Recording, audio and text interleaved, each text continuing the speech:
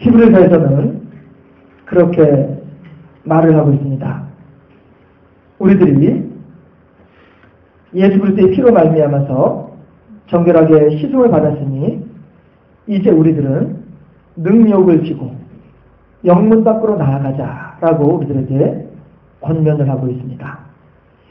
예수 그리스도로 말미암아서 예수 그리스도의 거룩한 보혈로 말미암아서 우리들이 죄사함의 은혜를 받고 하나님의 자녀의 능력을 덧입게 되었다고 한다면 이제 우리들이 과연 하나님의 자녀고 하나님의 아들이고 딸이라고 한다면 좋은 자리, 즐거운 자리, 빛나는 자리, 영광된 자리만을 찾아가는 그러한 마음가짐에서 벗어나서 능력을 지고 예수 그리스도께서 십자가형을 당하실 때에 우리들이 알고 있기로는 그림으로는 그저 아랫돌이 하나는 가린 것으로 그림이 그려져 있지만 그 그림은 차마 실상을 그대로 표현하기가 차마 송구해서 그저 화가들이 하나 그려 넣었던 것 뿐일 뿐 실상은 예수님께서는 아랫도리까지 다 드러내놓은 상태에서 십자가에 달려 오르셨습니다. 이스라엘 사람들에게 있어서 이스라엘 남자들에게 있어서 아랫도리라고 하는 것은 노아의 경우를 바라볼 때에 자기의 아들을 조차도 저주할 만큼 그렇게 중요한 의미를 가진 것이 아랫도리인데 예수님께서는 그렇게 능력을 지고 영문 밖으로 아사셀 양 한 마리는 제단 위에서 죽임을 당하고 나머지 양 한 마리는 모든 백성들의 죄를 그 머리에 전가 당한 뒤에 다 머리에 태워주고 머리에 덧입혀주고 안수함으로써 모든 백성들의 죄를 아사셀 양의 머리에 전가시키고 난 뒤에 그 양은 영문 밖으로 내어 쫓기게 됩니다. 아사셀 양이 멀리 가면 멀리 갈수록 이스라엘 백성들의 죄 또한 그렇게 동에서 서해가 서가 먼 것처럼 멀어지게 된다라고 사람들은 생각을 했습니다. 그 아사셀 된 그 양은 이제 목자의 도움도 없이 어느 누구의 돌봄도 없이 그저 이스라엘 백성들의 죄를 짊어지고 영문 밖으로 해서 광야로 나갈 수밖에 없는 것입니다. 그 광야는 죽음만이 기다리고 있는 곳이고 그 광야는 외롭고 쓸쓸한 곳일 수밖에 없는 그러한 곳이지만은 그럼에도 불구하고 예수 그리스도의 예표가 된 아사셀 어린 양은 그렇게 영문 바깥으로 내쫓김을 당하게 되어져 있다는 것입니다. 예수 그리스도께서도 예루살렘 성에서 나오셔서 골고다 언덕으로 올라가시면서 영문 밖으로 나가셨습니다. 우리들은 하나님의 자녀입니까? 하나님의 종들밖에 안 되는 우리들입니까? 하나님께서는 종에게는 주인의 능력을 함께 지자라고 하지는 않습니다. 하나님께서는 당신의 아들에게 나와 더불어서 나의 능력을 함께 지고 영문 밖으로 나가자라고 권면하고 계신 분이 하나님이십니다. 이 시간에 함께 주여 세번하면서 통성을 기도할 때에 과연 하나님 저는 하나님 아버지 앞에서 자녀로 살았습니까? 종으로 살았습니까? 과연 저는 어떻게 예수 그리스도와 더불어서 능력의 자리까지도 같이 나아가고자 힘을 썼습니까? 아니면 나는 쉽고 편한 길로만 쫓아다니던 그러한 어리석은 하나님의 마음을 안타깝게 하던 자였습니까? 이 시간에 함께 과연 하나님 저는 누구입니까? 하나님께 잠깐 기도하고 함께 은혜 받을 것을 위해서 이 시간에 은혜 받을 것을 위해서 또 함께 기도하시고 그렇게 기도하시고 난 뒤에 우리 권은두 권사님께서 나오셔서 대표로 기도해 주시기를 바라겠습니다. 주여 세 번 하면서 함께 간절하게 통성으로 기도하겠습니다. 이 시간 우리에게 주신 하나님 말씀은 사무엘하 11장 22절에서 25절까지 말씀입니다. 장군 우리야 라고 하는 제목으로 함께 말씀을 생각해 보도록 하겠습니다. 다윗의 역사는요, 다윗의 이야기는 이 사무엘하 11장을 기점으로 해가지고 상승곡선의 최고점까지 이르렀다가 11장이 지나면서부터 이제 다윗은 점점 이렇게 하락하는 그런 모습을 보이게 됩니다. 그런데 그 11장의 그 가장 다윗의 인생에서 가장 빛나던 그 순간이 어느 것으로 말미암아서 이제 하락을 하게 되느냐 하면 오늘 있는 이 사건 때문에 하락하게 되고 마는 거예요. 무슨 얘기냐 하면 이제 이 이스라엘이나 이쪽 이제 동네는 비가 오는 때하고 비가 안 오는 때하고 이렇게 명확하게 구분이 되어 있다 보니까 비가 올 때는 웬만하면 전쟁을 안 해요. 그리고 이제 비가 그치게 되면 그리고 이제 봄이 되면 그때는 이제 전쟁을 하러 이제 나가는 거예요. 전쟁할 때가 다시 됐어요. 전쟁을 할 때가 됐는데 다윗의 부하들이 뭐라고 얘기를 하냐면 임금님 이제 임금님 체면도 있고 한데 임금님 그냥 계세요. 그냥 저희들이 나가서 그냥 하고 올게요. 임금님 체면에 이 큰 나라를 다스리는 임금님이 체면이 있지 그래 전쟁터 나가지고서 이랴 많이 몰고 다니면서 칼 휘두르고 이거 체면 구기는 일입니다. 부하들이 이렇게 얘기를 하는 거예요. 그랬더니 다윗이 한편으로 듣기 좋거든요. 그만큼 나를 높여주니까. 그래? 하면서 이제 목에 힘이 이제 조금 들어갔어요. 그래? 알았어. 그러면은 그럼 잘 좀 해봐. 하고, 정 힘들면 얘기해. 그때 내가 도와줄게. 이렇게 되는 거죠, 이제. 그래서 이제, 하면서 잘 갔다 와라. 하면서 이제 보냈어요. 보내고 났으면, 그래도 명색이 임금인데, 하나님께 가서 기도하고, 그쵸? 하나님 지금 이렇게 하고 있습니다. 그러니까 하나님 좀 잘 좀 봐주시고 그래. 이러면서 말이죠.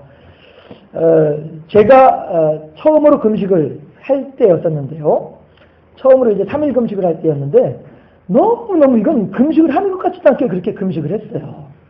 그런데 나중에 알고 보니까 어머니께서 다니시는 교회에서 제가 본래 이 집안의 효자가 아니다 보니까 늘 이제 부모님 마음을 이제 상하게 하는 그런데 이제 앞장서는 그런 녀석이었었거든요. 그러다 보니까 심지어는 교회조차도 따라다녔네? 교회조차도 이제 어머니랑 같은 교회 다니면 얼마나 좋았겠어요. 그런데 교회조차도 따라다녔었어요. 그랬었는데, 어머니 다니는 교회 사모님께서, 근데 그 사모님이 어떤 분이냐면 고등학교 선생님이에요. 수업이 좀 많아요. 그런데 이 사모님이 저랑 똑같이 저를 위해서 같이 금식을 하셨더라고요. 저는 내가 왜 이렇게 금식이 이렇게 편한가 했어요. 그랬더니 이건 하는 것 같지도 않게 그렇게 금식을 했단 말씀이에요. 근데 알고 보니까 그 사모님이 그렇게 그 피곤하고 힘든 가운데 고등학교 선생님 그 힘든 가운데 수업하면서도 이렇게 같이 금식을 해주셨더라고요. 그 덕분에 이제 편하게 했더라고요. 다윗이 임금이라고 한다면 말이죠. 자기 사랑하는 부하들을 전쟁터에 내보냈다고 한다면 말이죠. 안 그래야겠습니까? 그렇지 않겠어요? 모르겠습니다. 글쎄요. 입 바른 소리 하면 안 되죠. 앞으로 어떻게 될지 모르니까. 그런데 아무튼 얼른 생각을 할 때에는 그렇게 하는 게 마땅할 것 같아요. 그런데 다윗은 그렇게 하지 아니하고 침실로 갔어요. 늘어지게 낮잠을 잤어요. 하고서 이제 저녁 때쯤 돼가지고 이제 잠이 깬 거예요. 그래가지고 밖에 나와가지고 옥상에 올라가서 옥상에 올라가서 참 그때 이제 궁궐은 안 지었지. 그냥 집만 짓고 있었죠. 다윗이 살고 있는 집이 궁궐이 아니고요. 집을 짓고 있었는데 그래도 이제 아무래도 이제 임금이다 보니까 다른 사람들보다는 그래도 한층이라도 높게 집을 지었겠지요. 그렇지 않겠어요? 그 높은 옥상에 올라가서 이렇게 쫙 예루살렘 성을 이렇게 내려다보는 거예요. 아이고야, 내가 만든 동네지만 참 잘 만들었다. 이러면서 이제 기분 좋아가지고 목에 이제 한 번 더 이제 힘이 한 번 더 들어가가지고 쫙 내려다보는 거죠. 그렇게 하는 중인데, 딱 집에 가서 싹 이제 고개를 샥 돌리다 보니까 어느 곳에 탁 이제 눈이 멈춰졌어요. 보니까 웬 하게 생긴 여인이 하게 하고서 목욕을 하고 있는 거야. 이걸 보니까 다윗의 마음이 해졌어요. 그래, 불렀어요. 불렀더니 이 여자가 또 쫄래쫄래 또 쫓아와서 같이 갔어요. 그랬는데 그 이전에 그 여인을 부르기 전에 다윗이 먼저 알아봤어요. 부하들을 시켜가지고 얘들아 지금 저 여인이 대체 누구냐? 라고 물어봤어요. 그랬더니 하는 얘기가 햇사람 우리아의 아내가 아니겠습니까? 이렇게 얘기를 해요. 이 말은 다시 말해서 임금님 우리아 아시지요? 지금 전쟁터에 나가는 장군 우리아 아시지요? 그래 알지.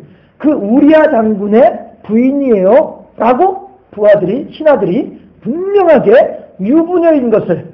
그런데 그 유부녀도 보통 유부녀가 아니라 이제 조금 있으면 이제 이 관계가 이제 나오겠습니다만은 보통 인물이 아니었는데도 불구하고 그래, 데리고 오너라. 이게 한번 이렇게 딱 이렇게 이게 정신이 띵 돌아버리면은요, 눈에 보이는 게 없나 봐요. 그런 모양이에요. 데리고 오너라. 그랬더니면서도 말씀드렸다시피 이 여인네 또한이 철없는 여인네지. 누구 하나가 정신이 나갔으면 누구 하나는 정신을 차려놓고 있어야 될 거 아니겠어요. 똑같이 정신이 빠져 있는 거야. 임금이 부른다고 하니까 와, 임금님? 우와, 내 남편은 겨우 장군밖에 안 됐는데 임금님? 쫓아오는 거예요. 그래서 하고 나니까 어떻게 해요? 임신이 턱 떼버리고 마는 거예요. 편지를 보냈어요. 임금님, 내가 지금 임신을 했습니다. 그럼 과연 이 아이의 아버지는 누구이겠습니까? 내 남편은 지금 전쟁터에 나가는 지 몇 개월째 돼 있고 나는 당신 말고는 남자를 모르는데 이 아이가 남편이 아버지가 누구이겠습니까? 다윗이 큰일 난 거예요. 이제서 정신이 돌아온 거예요. 야, 큰일 났다. 어떻게 하면 좋을까?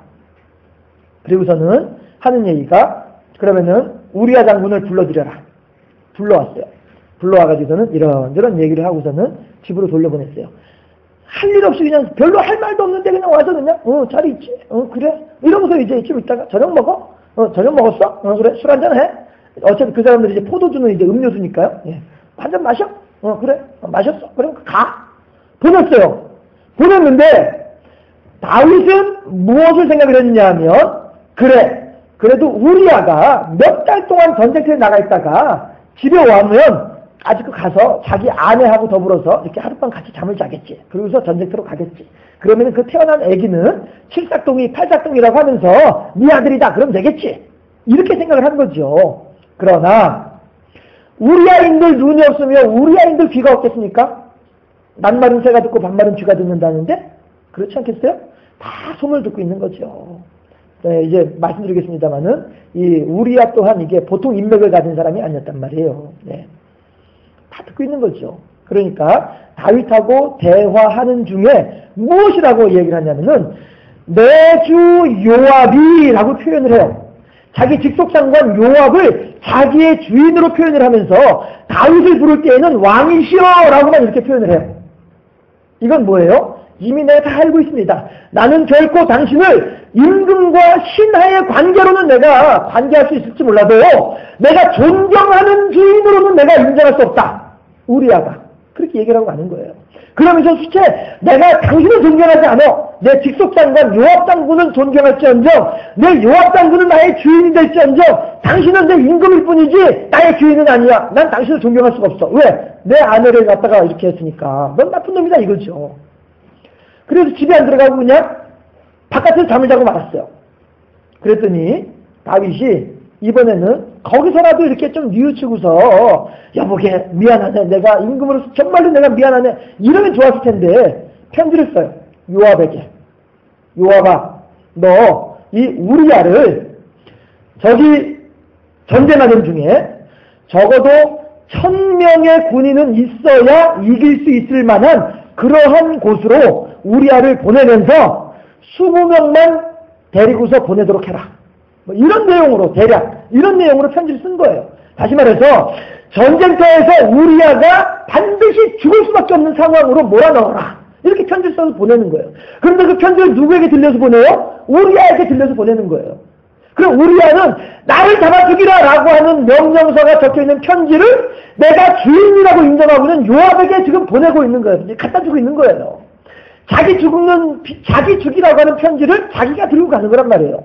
그러면 우리아인들 그거를 이해 못했기 그 정도 눈치가 없었겠냐 하는 거죠. 어쩌면 우리아는 이미 나는 죽은 목숨이다라고 생각을 하고 있었을지도 몰라요.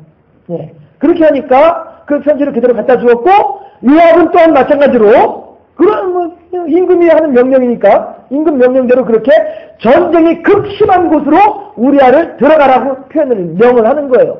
우리아는 예 하고서 명령을 따라 들어가서 거기서 여럿이 죽고 마는 거예요. 오늘 본문의 내용은 그렇게 해서 우리아가 죽었다라고 하는 내용을 보고하고 있는 거예요. 보고하고 있는 거예요. 그렇게 하는데 이제 우리아는 죽었습니다. 그랬는데 이제 그 뒤에 있는 내용을 이제 좀 이따 하도록 하고요. 네, 다음 거 보시죠. 우리아라고 하는 사람이 어떤 사람인가? 우리아의 화려한 인맥을 한번 보도록 하죠. 네, 클릭 한번 해주세요. 고향은요, 헷이에요. 셋이라고 하는 고향인데요. 우리가 익히 알고 있는 족속의 이름이죠. 이방인이에요. 이방민족이에요. 예.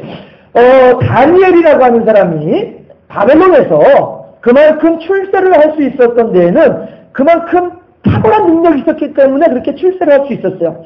하지만 다니엘과 더불어서 같이 총리의 역할을 하고 있는 두 사람이 더 있었어요. 이 두 사람들은 본토인들이란 말이에요.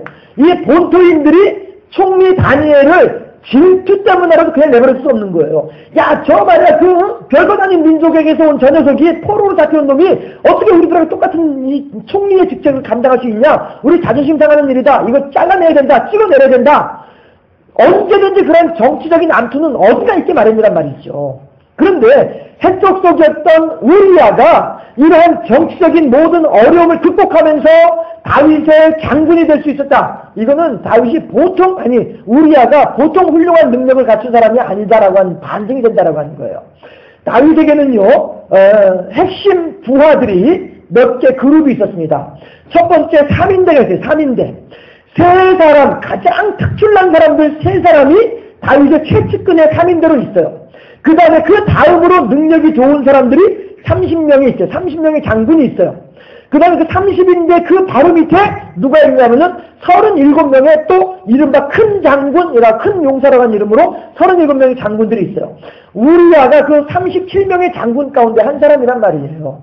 그러면은 요즘에 우리나라의 어떤 그런 그 계급 서열로 보정한다면은 3인대는 최고 이제 대장들이고 30인대는 부대장이라고 한다면은 이제 그 밑에 이제 장교급이 되는 게 이제 37명이란 말이죠. 이렇게 높은 자리에까지 올라온 사람이 우리아였더라라고 하는 거예요. 그만큼 큰 능력을 가진 사람이었더라라고 하는 것이죠. 그 다음에 두 번째, 그의 직업, 말씀드렸다시피 장군이에요. 다윗의 부하이고요. 37인 장군 가운데 한 사람이 었었어요. 그 다음에 가족은 성경에 나와 있는 아내예요. 그런데 아내가 누구냐면은 오늘 했던 여인 바세바란 말이에요. 그러면 다시 한번 보실래요? 바세바가 누구인가 한번 살펴보시죠. 바세바 인적사항 했는데요. 아히도벨의 아들 엘리암의 딸이 바세바예요. 그러니까 보세요. 그러니까 다시 말해서 아히도벨의 손녀다라고 하는 얘기죠. 그런데 이 엘리암이 또 누구냐면요. 다윗의 30명의 용사 가운데 한 사람이 엘리암이었다라고 하는 거예요. 보세요. 아히도벨은 다윗의 책사였어요. 그 뒤에 이제 아히도벨을 보면 이제 나오는데요. 아히도벨은 다윗의 책사, 제갈공명 같은 사람이었단 말이죠. 그 다음에 이 아히도벨의 아들 엘리암은 30명의 용사 가운데 30인의 장군 가운데 한 사람일 만큼 그렇게 다윗으로부터 총애를 받으면서 그렇게 다윗 왕국에서 큰 일을 하던 사람이었다라고 하는 거예요. 그리고 그 엘리암의 딸이 누구냐면은 바세바란 말이에요. 이 인맥이 보통 인맥이 아닌 거예요. 바세바라고 하는 여인의 이 사회적인 지위가 보통 지위가 아니었던 거예요. 그럼에도 불구하고 이 다윗은 바세바를 건드렸다는 것이죠. 그리고 이 정신없는 여인은 또 그렇게 거기도 쫓아갔다라고 하는 얘기입니다. 아히도벨인데요. 우선 아히도벨 첫 번째 페이지예요. 보시죠. 아히도벨이라는 말의 의미가 있습니다. 어리석은 형제라고 하는 뜻이에요. 아히도벨이 어리석은 형제예요. 자기 하는 일들은 아히도벨의 계략은 하나님의 계략입니다 라고 하는 칭찬을 들을 정도로 훌륭한 그런 기략가임에도 불구하고 그의 이름은 어리석은 형제라고 하는 이름을 가지고 있다라고 하는 것이죠. 이름값을 해요. 아히도벨이 이름값을 해요. 고향이 어디냐면 길로라고 하는 곳이 고향인데요. 길로라고 하는 말의 의미는 추방당한 사람, 추방당했다, 추방 이런 의미가 있는 곳이 길로예요. 다윗의 고향이 길로인데요. 결국에는 아히도벨의 고향이 길로인데 결국엔 아히도벨은 지금 추방당한 거예요. 왜 추방을 당할 수밖에 없냐 하면은 자기 손녀 사위 우리아를 죽인 일 때문에 그리고서는 그 손녀 바세바는 이제 다윗하고 결혼을 하니까 결국에는 다윗이 이제 나중 일이지만은 다윗이 아히도벨의 손녀 사위가 되거든요. 그런데도 불구하고 이 아히도벨은 우리아가 죽은 일 때문에 불만을 가지고 불평을 가지고 있었다는 말이죠. 그래서 다윗의 책사로서 다윗이 왕이 되고 난 뒤에 사울 임금 시대에 해놓으시면 돼요. 사울 임금 시대에 저렇게 벼슬을 하고 사울 임금 시대에 그렇게 어떤 역할들을 했던 아이도벨이었음에도 불구하고 다윗이 그 사람들 그대로 다 쓰겠어요? 다 잘라내죠. 이번에 저희 이명박 대통령 같은 경우에도 대통령 되자마자 요소에 있는 사람들 다 잘라내고 자기 이름을 다 집어넣고 그렇게 하잖아요. 그렇죠? 이게 인지상정이란 말이에요. 그런데도 불구하고 그 자리에서도 아이도벨은 살아남을 수 있었던 사람이란 말이에요. 그만큼 능력이 뛰어난 사람이었단 말씀이죠. 그럼에도 불구하고 이 우리아의 일로 말미암아서 불만을 가지고 불평을 가지다 보니까 다윗이 그를 귀양 보낸 거예요. 한마디로 말해서 귀양 보내가지고 이제 자기 고향 길로에 가 있는 상황이 되는 거죠. 네. 그랬을 때에 아이도벨 두 번째를 보시자면요, 그의 평판이 있습니다. 발람과 버금가는 사람이었어요.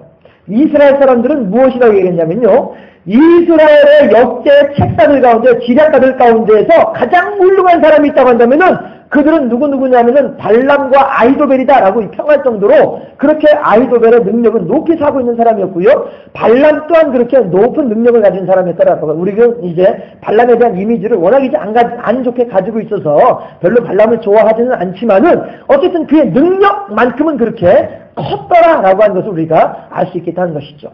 그 다음에 아이도벨은요, 악한 행위를 한 사람이 누구냐면은 압살롬이거든요. 근데 이 압살롬과 더불어서 같이 악한 행위를 한 사람이 아이도벨이에요. 압살롬은 다윗의 아들이에요. 다윗의 아들이고요.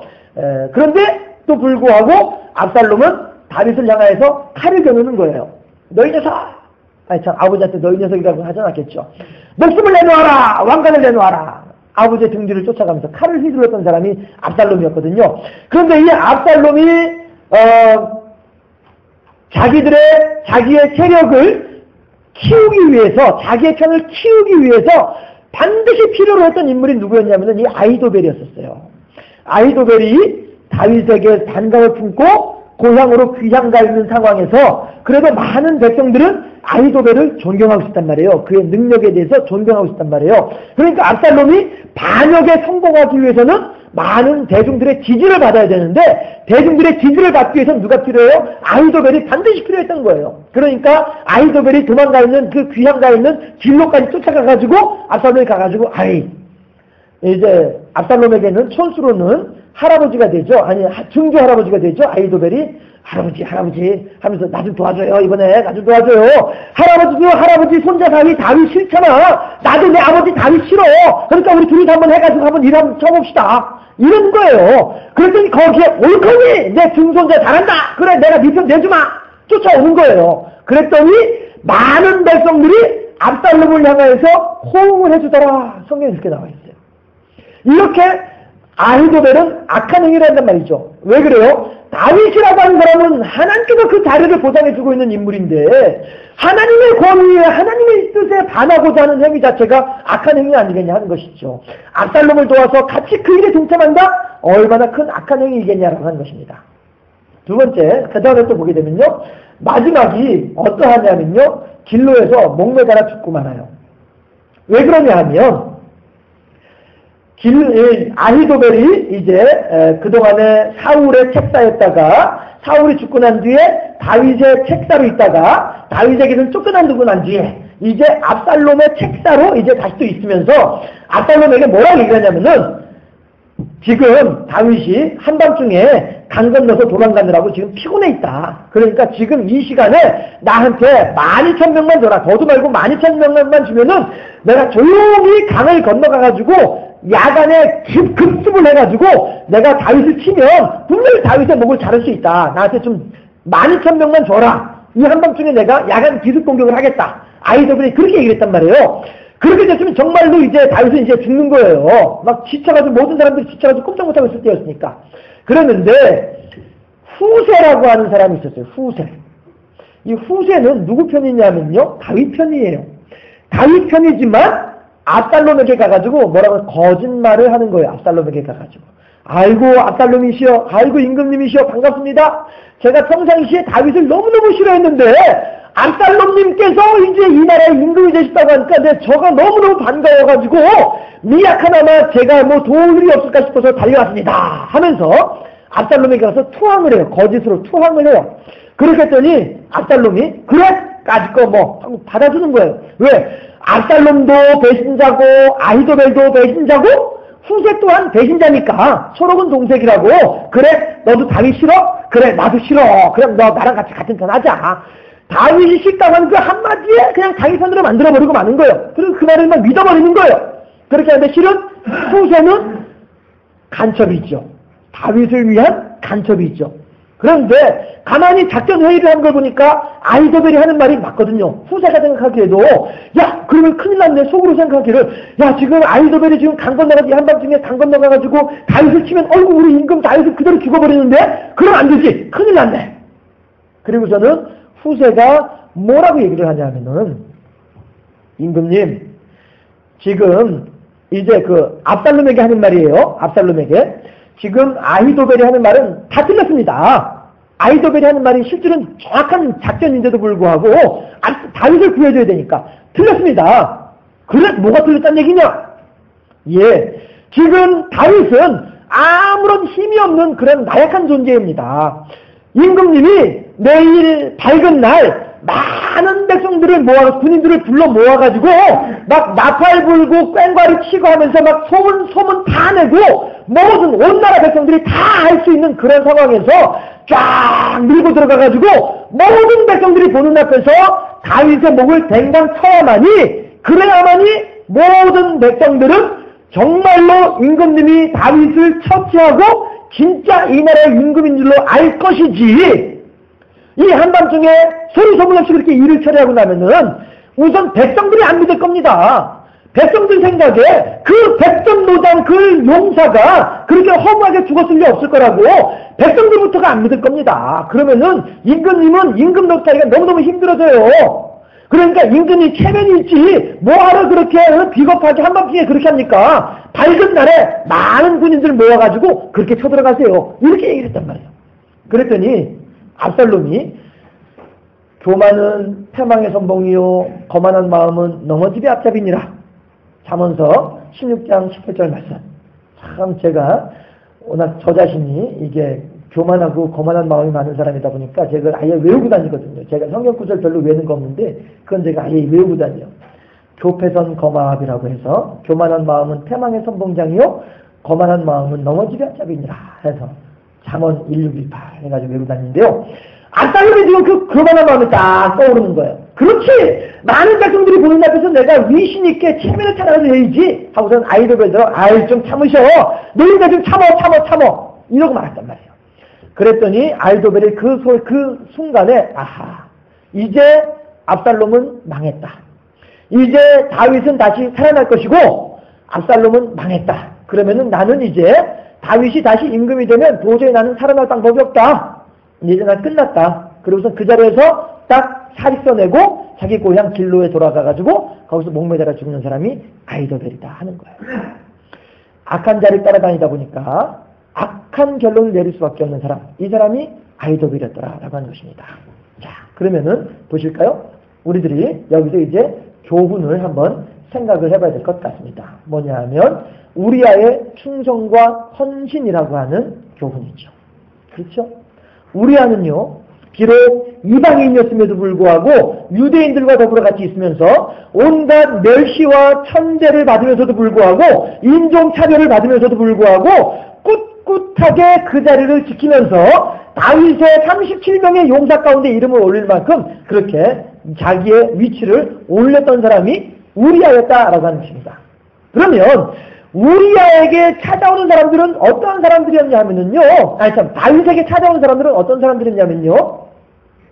다윗에게 찾아온 사람들에 대한 특징을 가장 잘 이야기해 주는 게 아둘람 공동체에 대한 이야기거든요. 다윗이 아둘람 굴에 숨어 있을 때에 이 사람들이 어려운 일을 당하고 나름대로 뜻이 있는 사람들이 다 모여오는데 600명이나 모여왔었거든요. 다윗이 가장 힘들 때에도 다윗의 옆에서 다윗을 지켜주었던 그 600명, 아둘람 굴에서 같이 살던 600명, 이 사람들이 있었는데 우리아가 그때부터 같이 다윗과 같이 움직였던 사람이 아니겠느냐, 우리들은 그렇게 짐작을 할 수 있다라고 한 것입니다. 해서 어쨌든지 간에 다윗이 힘들 때에는 같이 힘들었던 사람이 우리아였으며 다윗이 기뻐할 땐 같이 기뻐했던 사람이 우리아였다라고 한 거예요. 왜? 여자는 사랑에 목숨을 걸지만 남자는 자기를 알아주는 사람에게 목숨을 거는 것이 남자라고 한다면서요. 예. 그래서 우리아는 지금 나의 억울함을 알고 나의 사정과 형편을 살펴주는 저 다윗, 저 사람이 나의 주인이라고 한다면 저 사람이 꿈꾸는 나라를 위해서 나 또한 내 목숨을 바칠 수 있다라고 하는 그런 마음을 가지고 있는 사람이 다윗의 3인 되고 다윗의 30인 되고 다윗의 37명의 큰 용사였다라고 하는 것이에요. 그만큼 우리아는 다윗을 향하여서 온갖 충성을 하고 온갖 헌신을 다했던 사람이었다라고 하는 것이죠. 그리고 그는 결국에는 마지막까지 다윗을 향하여서 배신하지 않고 끝까지 다윗을 향하여서 충성의 마음을 보이고 있더라라고 하는 거예요. 비록 그가 내 아내를 빼앗아가고 내 가정을 완전히 산산조각으로 망가뜨려버린 그런 사람임에도 불구하고 내 젊은 한때 내 젊은 열정을 쏟아부었던 그 사람을 향해서 마지막까지 내 목숨을 바치고자 하는 사람이 다윗이 우리아였더라라고 하는 것입니다. 제가 시작하면서 그런 질문을 드렸죠. 여러분들은 하나님의 자녀입니까? 하나님 나라의 종입니까? 우리아는 너는 너대로 나는 나대로 갈 길이 따로 있구나가 아니라 당신이 가는 길에 나도 같이 따라가면 되고 당신이 소망하는 곳에 나도 같은 소망을 가지길 바란다라고 하는 그런 마음으로 다윗을 쫓았던 사람이 우리아였더라라고 하는 것입니다. 우리들은 그렇게 우리아와 더불어서 우리아와 같이 하나님을 향한 충성, 하나님을 향한 헌신, 그 길이 비록 나의 목숨을 요구하는 길이 할지라도 그 길을 그대로 묵묵히 나아가는 우리들은 이 우리아를 통해서 그 마음을 배울 수 있어야 되겠다라고 하는 것입니다. 두 번째 뭐냐면 악한 자의 말로요. 압살롬이 어떻게 죽은 줄 아십니까? 압살롬이 처음에 백성들로부터 인기를 끌었던 것은 무엇이냐면 그의 긴 머리카락이었어요. 우리 박정희 집사님의 머리카락이 길죠? 예. 조금 있으면 허벅지까지 내려올 것 같아요. 아니, 허벅지 아니라 종아리까지 내려올 것 같아요. 예. 압살롬이 그렇게 머리카락이 그렇게 아름다웠었어요. 모든 백성들이 압살롬의 머리카락 너무너무 아름답다. 다들 칭송할 정도로 그렇게 아름다운 머리카락을 가지고 있었는데 이 악한 자, 하나님께서 보장해 주시는 다윗의 자리를 넘보려고 하는 하나님을 향해서 거역하고 하나님을 향해서 거절하고 하나님 나라를 향해서 지금 모반을 하고 역경무위를 하고 있는 압살롬. 이 압살롬이 어떻게 죽느냐 하면은 이제 전쟁이 이제 져가지고서 자기가 후퇴를 할 수밖에 없는 도망간 상황이 됐어요. 걸음아 날 살려라면서 말을 타고 이제 말의 엉덩이를 이리야 하고서 말의 엉덩이를 때렸는데 말이 히히잉 하고서 막 이제 달려서 도망가는 거예요. 왜? 뒤에서 자기 위에 타고 있는 주인 자꾸 엉덩이 때리니까 빨리 가라 엉덩이 때리니까 빨리 그냥 달려가는 거예요. 명령을 따라서 빨리 달려가는데 달려가다 보니까 압살롬이 자 이제 뒤에서 얼마큼 누가 쫓아오고 뒤돌아보다 보니까 앞에 나뭇가지가 있는 걸 미처 못 봤어요. 그래서 말은 달려가고 자 이렇게 뒤돌아보다가 이제 앞으로 보려고 딱 고개를 돌린 상태에서 말이 나무 밑으로 확 지나가니까 이 머리카락이 나뭇가지에 걸려가지고 말은 그냥 지나가 버리고 압살롬은 나뭇가지에 머리가 걸린 상태에서 대롱대롱 그냥 공중에 떠있는 상황이 돼버리고 마는 거예요. 이거를 요압이 쫓아가가지고서 창을 찔러가지고 죽게 만들더라 하는 거예요. 자기를 많은 백성들에게 인기를 끌게 해주었던 많은 백성들로부터 추앙을 받고 사랑을 받게 해줬던 머리카락, 결국에는 그 머리카락의 어떤 아름다움 때문에 그의 마음이 교만해져가지고 결국에는 다윗을 향해서 이 칼까지 휘두를 만큼 그렇게 해줬던 그 머리카락, 나로 하여금 이렇게 높은 데까지 올라오게 만들었던 그 머리카락이 결국 나로 하여금 죽게 만들더라 하는 것이죠. 사필귀정이라고 하는 말이 있잖아요. 하나님께서 그렇게 지금 압살롬을 향하여서 하나님의 뜻을 우리들을 향하여서 압살롬에게 행하시는 것으로 우리들에게 하나님의 뜻을 밝히 보여주고 계시더라 하는 거예요. 우리들에게 지금 생명과 복의 길이 있고 저주와 화의 길이 있을 때에 어느 길을 선택할 것이냐? 압살롬을 바라보면서 너는 제대로 선택하라! 하나님께서 우리들에게 요구하고 계시는 것이죠. 아히도벨 마찬가지로 아까 말씀드렸죠? 그렇게 목매달아 죽을 수밖에 없었던 아히도벨, 하나님께서 기름 부어 세우신 다윗을 향하여서 반성을 가지고 비록 다윗이 잘못하긴 했죠. 그 뒤에 이제 나오겠습니다만 다윗이 잘못한 건 잘못한 거죠. 그러나 다윗이 잘못한 것을 왜 자기가 심판하려고 하느냐 하는 거예요. 모세가 구스의 여인을 취했을 때에 아론과 미리암이 그거에 대해서 저주를 했어요. 비난을 하고 신랑을 했어요. 많은 백성들이 저거 말이야 모세가 말이야 이방 여인을 취했다라고 하면서 욕을 하니까 그 백성들의 인기에 영합하기 위해서 아론과 미리암이 모세를 향해서 모세는 잘못했어 라고 얘기했단 말이에요. 그렇게 하니까 하나님께서 어떻게 해요? 미리암과 아론에게 문둥병이 들리게 만들어버리잖아요. 문둥병이 걸린 사람들은 진중에 같이 있지 못합니다. 진 밖에 나갈 수밖에 없는 거예요. 쫓아냈죠. 쫓아내고 난 뒤에 모세가 하는 말이 하나님한테, 하나님 그래도 어떻게 합니까? 제 형이고 제 누이인데 용서해 주세요. 그래 알았다. 내가 아론과 미리암의 행위를 봐서 내가 괘씸해가지고 내가 용서해 줄 마음이 없지만은 네가 그래도 그렇게 간절하게 기도하니까 너의 위신을 봐서라도 내가 아론과 미리암을 용서하마 일주일 있다 들어오도록 해라. 용서해 준다고요. 비록 모세가 불수의 여인을 첩으로 취한 것은 잘못한 일이지만 그 잘못한 거에 대해서 왜 사람이 심판하려고 하느냐. 하나님께서 알아서 하실 일인데, 하나님께서 처리하실 일인데 우리 사람들이 아론과 미리암이 먼저 치고 나오는 바람에 하나님께서 하실 일이 없어져 버리지 않았느냐, 이 얘기거든요. 그러면 다윗이 밧세바를 취한 것도 잘못한 일은 분명히 잘못한 일이죠. 그렇지만 그 또한 하나님께서 하신 일이지 왜 아이즈벨이 먼저 나서가지고 그렇게 사람 간의 관계도 어그러지게 만들면서 더 큰 불행의 씨앗을 만들어내고 하느냐 하는 것이죠. 하나님께서 알아서 하실 텐데, 하나님께서 그 순간에 주무시고 계셨던가요? 이 다윗과 밧세바가 같이 침대에 있을 때에 하나님께서는 주무시고 계셨던가요? 아니잖아요. 그런데 어떻게 해서 하나님의 역사하시고 하나님께서 알아서 하실 것에 대해서 인정하지 못하고 자기가 나서서 교통정리하려고 하느냐라고 하는 것이죠. 그 마음에 반감이 생긴 바람에 결국에는 자기의 죽음으로까지 끌고 가버리고 말더라. 악한 자의 말로가 그렇게 되어지더라 하는 것입니다. 하나님께서는 세 번째 우리들이 생각해 볼 분은요, 다윗입니다. 그렇게 해서 우여곡절 끝에 다윗과 밧세바가 우리아가 죽고 난 뒤에 둘이 이제 결혼을 해가지고 둘 사이에 아기가 태어났어요. 아기가 태어났는데 그 아기는 태어난 지 8일 만에 죽고 맙니다. 다윗이 그 아기가 태어나자마자 골골하고 몸에 힘이 없고 젖도 제대로 못 먹고 울음도 제대로 울지 못하고 이렇게 하니까 다윗이 눈치를 챘어요. 다윗도 얼마나 눈치가 빠른 사람이고 얼마나 하나님에 대해서 빠꿈이에요. 눈치를 챘어요. 그래가지고 금식을 하면서 밥을 안 먹고 금식을 하면서 하나님께 기도를 하는 거예요. 눈물을 흘려가면서 기도를 해요.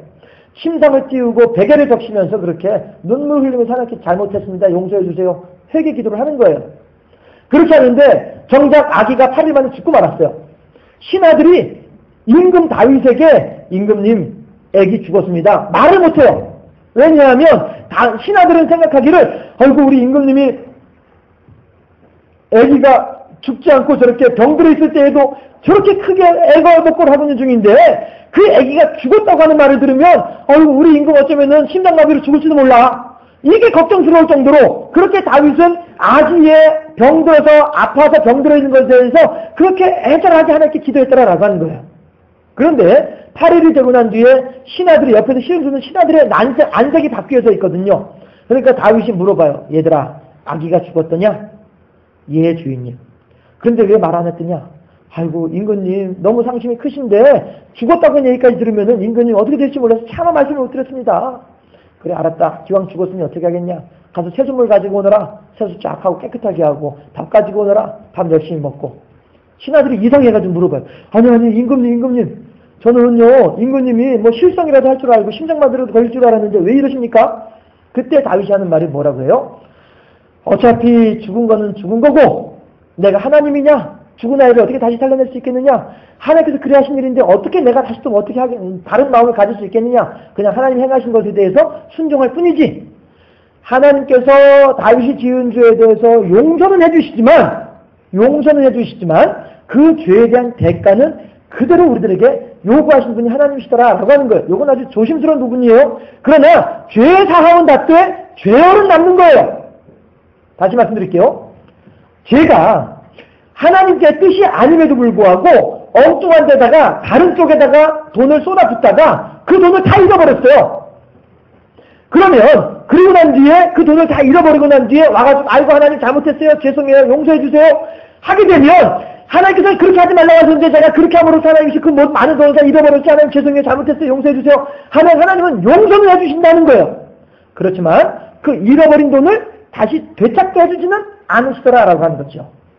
그럼 그 다음부터 어떻게 해요? 이제부터 내가 열심히 성실하게 근면하게 하나님의 뜻대로 살면서 하나님께 영을 돌려드리면서 다시 또 진실되게 살아가야죠. 살아가다 보면 하나님께서 어느 순간인가 우리들이 또 채워주는 것들이 있겠죠. 이거예요. 다윗과 밧세바 사이에는요 불의한 자식이 하나가 있었습니다. 불의한 자식은 8일 만에 죽고 말았습니다. 어느 부모가 자식을 앞세우고 난 뒤에 그 자식을 잊어버리는 부모가 어디 있겠느냐라고 하는 거예요. 그 다윗과 밧세바는 평생을 살면서 그 아기가 죽은 것 때문에 그래 맞아 그때 내가 하나님께 잘못해가지고 그 아기가 죽었어. 귀한 생명이 내가 잘못해가지고 귀한 생명이 그냥 그렇게 죽고 말았어. 죄얼은 남아있더라라고 하는 것입니다. 용서는 해주시지만 죄얼은 남아있더라. 우리들이 그 죄얼은 그대로 감당해야만 한다라고 하는 거예요. 제가 한 번은 얼마 전에도 말씀드렸죠. 고등학교 때 허리를 다쳐가지고 이제 많이 힘들었었어요. 그랬는데 그 이제 기도하다 보니까 이제 이렇게 나아졌어요. 그런데 한순간에 이렇게 보니까 다시 허리가 약간 뻐근해져요. 그래서 제가 물어봤어요. 하나님 고쳐주셨는데 왜 또 아픕니까? 그랬더니 흔적이래, 흔적. 기억하고 있으라고. 잊지 말라고. 기억하고 있으라고. 흔적이래요. 그 이제 헬라어로 스티그마타라고 하거든요. 스티그마타라고 하는 거예요. 하나님께서 666에 인을 받으면 안 된다고 하잖아요. 그쵸? 그 인이 바로 스티그마타예요. 그 스티그마타를 딱 갖게 되면 그 표적에 의해서, 그 표현에, 그 어떤 그런 그 모양에 의해서 내 주인이 누구다라고 이렇게 인정이 되는 거예요. 말의 엉덩이에다가 불도장을 딱 찍어요. 그러면 그 불도장이 찍힌 그 순간에 그 말은 내 말이 되는 거예요. 그런데 내가 그 불도장을 찍기 전에 다른 사람이 먼저 자기의 불도장을 딱 찍게 되면 그 말은 그 사람의 말이 되는 거예요. 그래서 누가 내 말을 훔쳐가더라도 지나가다가 무슨 이건 내 건데? 하면 금방 다 찾아올 수 있는 거예요. 이게 스티그마타예요. 너는 내 것이다. 너는 내 것이야. 결코 너는 떠나갈 수가 없는 것이야. 내 것이야. 이게 스티그마타란 말씀이죠. 하나님께서 저에게도 그 스티그마타를 허락하시더라고요. 그래가지고 한 번씩 뻐근해요. 하나님 기왕 낫게 해줄 때도 깨끗하게 낫게 해주시지. 스티그마타야 잊어버리지 마. 이러시더란 말이에요. 다윗 마찬가지로 아무리 솔로몬이 있어가지고 다윗과 바세바 사이에 솔로몬이 잘 자라난다 할지라도 다윗에게 있어서 마음의 스티그마타, 그 첫째 아이가 죽은 거에 대한 그 죄얼은 그냥 남아있는 거다라고 하는 것이죠. 그러니까 하나님께서 얼마나 다윗이 그때 바세바로 하여서 그렇게 했던 것이 서운하셨던지 그 뒤에도 두고두고 말씀하시는 거예요. 다윗이 평생을 살면서 바세바의 일 이외에는 하나님 앞에 옳게 행하였더라 하면서 말이죠. 여러분, 우리들은 하나님을 향하여서 어떻게 지내고 있습니까? 우리야처럼 하나님을 향하여서 충성하고 헌신할 수 있는 하나님의 자녀로 세워질 수 있기를 바랍니다. 악한 자의 마지막을 바라보면서 하나님께서는 우리들에게 경고하고 계시는 거예요. 우리들에게 반드시 그렇게 저주를 내리겠다라고 경고하신 것이 아니라 이러한 일도 있으니까 조심해 라고 이야기를 해주기 위해서 경고하고 계시다라고 하는 것입니다. 생명과 복의 길로 우리들을 인도하기 위해서 사망과 저주의 길을 보여주신다라고 하는 것이죠. 저리 가면 안 되겠지? 이리 가야 되겠지?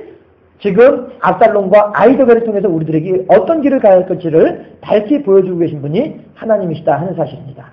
또한 하나님께서는 우리들의 모든 죄를 용서해 주신 분이 하나님이십니다. 그리고 죄를 용서해 주심으로써 우리들과 더불어 같이 지내기를 바라신 분이 하나님이십니다. 하지만은 우리들은 하나님을 향해서 언제든지 교만할 수 있고요. 우리들은 언제든지 하나님을 향해서 거만할 수 있습니다. 교패선 거만, 교만한 마음은 패망의 선봉이요 거만한 마음은 넘어지지 않다리로다. 우리들은 늘 하나님을 향해서 진실함과 성실함으로 겸손함으로 낮아짐으로 그렇게 하나님을 섬기는 하나님의 자녀로서 하나님을 기쁘시게 하고 어찌하든지 하나님을 영화롭게 하고 하나님을 기쁘시게 하려고 하는 그런 삶을 살아야 되겠다라고 하는 것을 우리들은 또한 다윗이 우리아를, 다윗이 밧세바를, 다윗이 아히도벨을, 다윗이 압살롬을 어떻게 대했던가를 통해서 다시 한번 생각해 볼 수 있겠다 하는 것입니다. 여러분, 우리들은 그렇게 하나님을 영화롭게 하고 하나님을 기쁘시게 하는 사람으로 살아갈 수 있기를 바랍니다. 이 시간에 함께 통성으로 한 번 더 오늘 말씀을 생각하면서 기도하기를 원하겠습니다. 저걸 그거 좀 보여주세요. 그냥 마지막 거. 저걸 보면서 기도하셔도 되겠고요. 하나님께 충성하겠습니다. 하나님 뜻대로 살겠습니다. 하나님이시여 열심히 헌신하고 겸손함으로 하나님을 섬기겠습니다. 결단하면서 주의 세 번 하면서 기도하고 나머지 순서 또 진행하도록 하겠습니다. 주의 세 번을 기도합니다.